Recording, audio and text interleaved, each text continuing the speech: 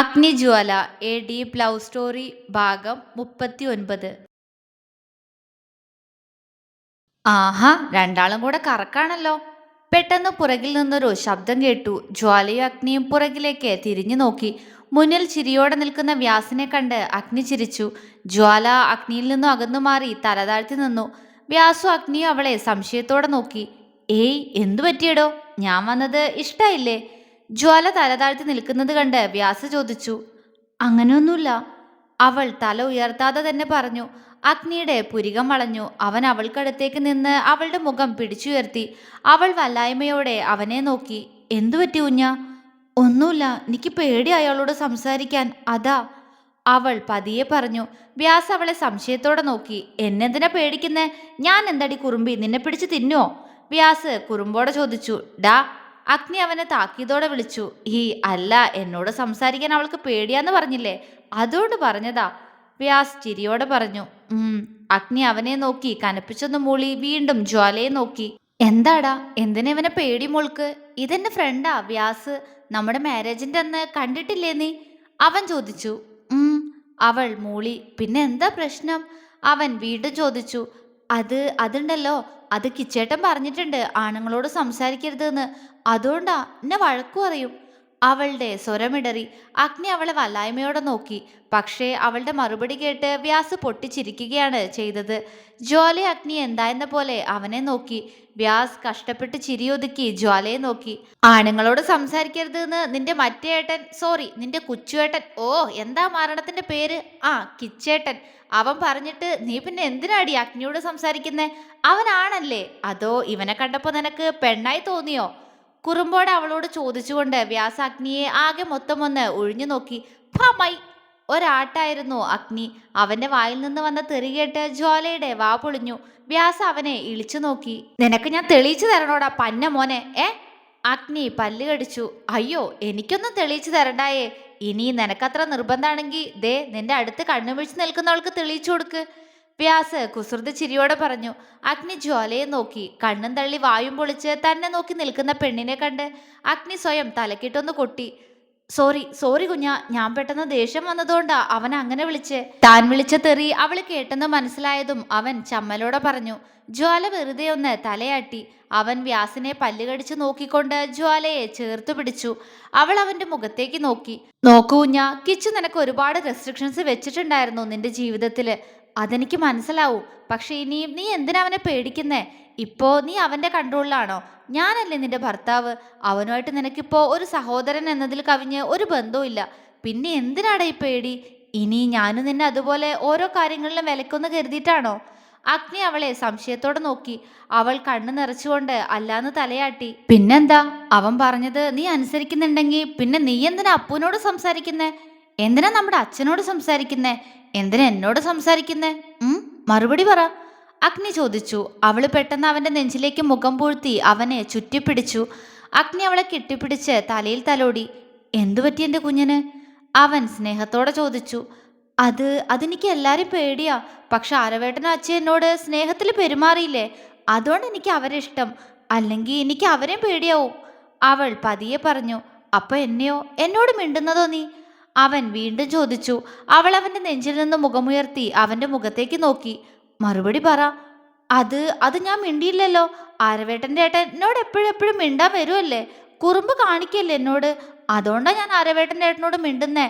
അവളുടെ മുഖം വീർത്തു. അഗ്നിക്ക് ചിരി വന്നു. എന്റെ കുഞ്ഞ, നിന്റെ ഒരു കാര്യം അങ്ങനെയെങ്കിൽ അങ്ങനെ, പക്ഷേ നിന്റെ അരവേട്ടനെ പോലെ വേറെ ആളുകളുണ്ട്. അവരെ മനസ്സിലാകണമെങ്കിൽ അവരോട് സംസാരിക്കണം, മനസ്സിലായോ? അവൻ അവൾക്ക് പറഞ്ഞു കൊടുത്തു.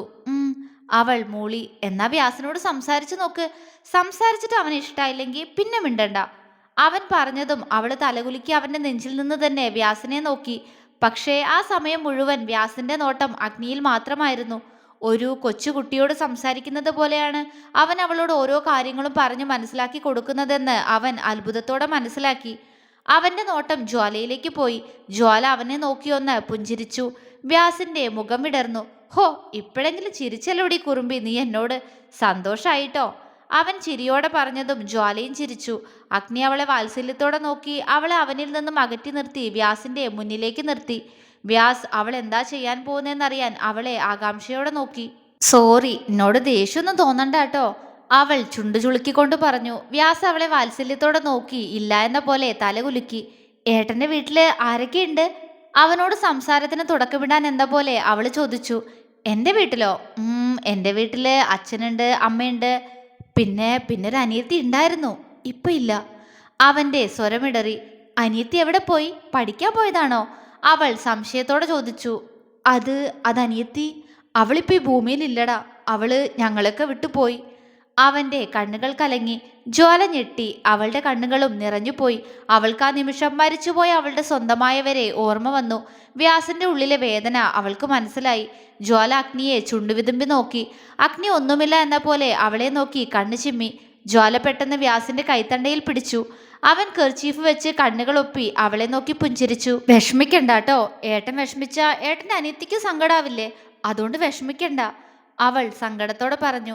വ്യാസ് അവളെ വിടർന്ന കണ്ണുകളോടെ നോക്കി അവളുടെ കവിളിന് നേരെ കൈകൊണ്ടുപോയി. അവൾ അവനെ ആകാംക്ഷയോടെ നോക്കി. പെട്ടെന്ന് അവൻ കൈ താഴ്ത്തി പിടിക്കാൻ ഒരുങ്ങിയതും ജ്വാല അവന്റെ കൈകളിലേക്ക് അവളുടെ കവിളുകൾ ചേർത്ത് വെച്ചു. വ്യാസും അഗ്നിയും അത്ഭുതത്തോടെ അവളെ നോക്കി. അഗ്നിയുടെ ചൊടികൾ വിടർന്നു. വ്യാസ് നിറഞ്ഞ സന്തോഷത്തോടെ അവളുടെ കവിളിൽ തലോടി. ഏട്ടന് സങ്കടമൊന്നുമില്ലടാ. ഇപ്പൊ എനിക്ക് ഒരു അനിയത്തിക്കുട്ടിയെ ഈശ്വരൻ തന്നില്ലേ, അത് മതി. നീ എൻ്റെ സ്വന്തം അനിയത്തി തന്നെയാ, അവൻ വാത്സല്യത്തോടെ പറഞ്ഞു. ജ്വാല അവനെ സ്നേഹത്തോടെ നോക്കി. വ്യാസ് ജ്വാലയോട് ഒരുപാട് സംസാരിച്ചു. അവൾ അവനോടും കുറെ നേരം സംസാരിച്ചു. അവന്റെ നാവിൽ നിന്നും ഇടയ്ക്കിടയ്ക്ക് തന്റെ നേർക്ക് വീഴുന്ന ലച്ചു എന്ന പേര് അതവന്റെ അനിയത്തിയുടെ പേരാണെന്ന് ജ്വാലയ്ക്ക് മനസ്സിലായി. അവൾ നിറഞ്ഞ സന്തോഷത്തോടെ അവനെ നോക്കിയിരുന്നു. അതെ, മതി മതി, ഞാൻ കുറെ നേരമായി ഇവിടെ പോസ്റ്റായി നിൽക്കുന്നു. ഞാനും എൻ്റെ പെണ്ണും കൂടി വെള്ളത്തിലിറങ്ങാൻ തുടങ്ങായിരുന്നു. അപ്പോഴേക്ക് നീ എവിടെ നിന്ന് പൊട്ടിമുളച്ചടാ? അഗ്നി വ്യാസിനെ കപടദേശത്തോടെ നോക്കി ചോദിച്ചു. അത് പിന്നെ ഇന്ന് ലീവായിരുന്നടാ. ആകെ എന്തൊരു ക്ഷീണം. മോളെക്കുറിച്ച് ഓർമ്മ വന്നു. അപ്പൊ തോന്നി ഇങ്ങോട്ട് വരാന്ന്. ഇവിടെ വന്നപ്പോ ദേ നീയും ജ്വാലയും, അവൻ ചിരിയോടെ പറഞ്ഞു. അഗ്നി പെട്ടെന്ന് അവന്റെ ഫോൺ വ്യാസിന്റെ കയ്യിലേക്ക് കൊടുത്തു. അവൻ എന്തായെന്ന പോലെ അഗ്നിയെ നോക്കി. നീ ഫോണൊന്ന് പിടിച്ചേ, ഞാൻ എൻ്റെ കൊച്ചിനെ കൊണ്ട് ഒന്ന് വെള്ളത്തിൽ ഇറങ്ങിയിട്ട് വരാം, അവൻ ഇളിയോടെ പറഞ്ഞുകൊണ്ട് ജ്വാലയുടെ കൈ പിടിച്ചു. അയ്യോ ഞാനില്ല, എനിക്ക് പേടിയാ, അവൾ കണ്ണുമിഴിച്ചുകൊണ്ട് പറഞ്ഞു. ഇങ്ങനെയൊക്കെയാ പേടി മാറുന്നേ. ഇങ്ങോട്ട് വാ കുഞ്ഞ, ഞാനില്ലേ, അവൻ വീണ്ടും പറഞ്ഞു. ഇല്ലില്ല, ഞാനില്ല. ഏട്ടാ പറ, എന്നെ കൊണ്ട് പോവണ്ടെന്ന് പറ, അവൾ വ്യാസിനോട് പറഞ്ഞു. ഞാൻ പറയില്ല, നിന്റെ കെട്ടിയോ, നീ പറ, അവൻ ചുണ്ടുകൊട്ടി. ദുഷ്ടൻ, അവൾ പിറുപിറുത്തു. വ്യാസ് ചിരിച്ചു. ചെല്ല് ചെല്ല്. ആ പിന്നെ പറയാൻ മറന്നു, മോൾക്ക് ഈ ഡ്രസ്സ് നന്നായി ചേരുന്നുണ്ട് കേട്ടോ, വ്യാസ് ചിരിയോടെ പറഞ്ഞു. അവള് പുഞ്ചിരിയോടെ തലയാട്ടി അഗ്നിയെ നോക്കി.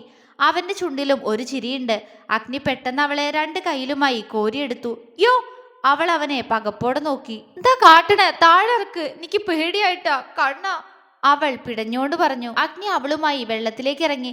അയ്യോ എന്നെ താഴെടല്ലേ, എനിക്ക് പേടിയാ അമ്മ, അവള് കരയുന്നത് പോലെ ആയി. കുഞ്ഞ ഇങ്ങോട്ട് നോക്ക്, അവൻ നേർത്ത സ്വരത്തിൽ അവളെ വിളിച്ചു. അവൾ അവന്റെ മുഖത്തേക്ക് നോക്കി. അവൻ അവളെ നോക്കി പുഞ്ചിരിച്ചു. ജ്വാലയുടെ ചുണ്ടും ചെറുതായി ഒന്ന് വിടർന്നു.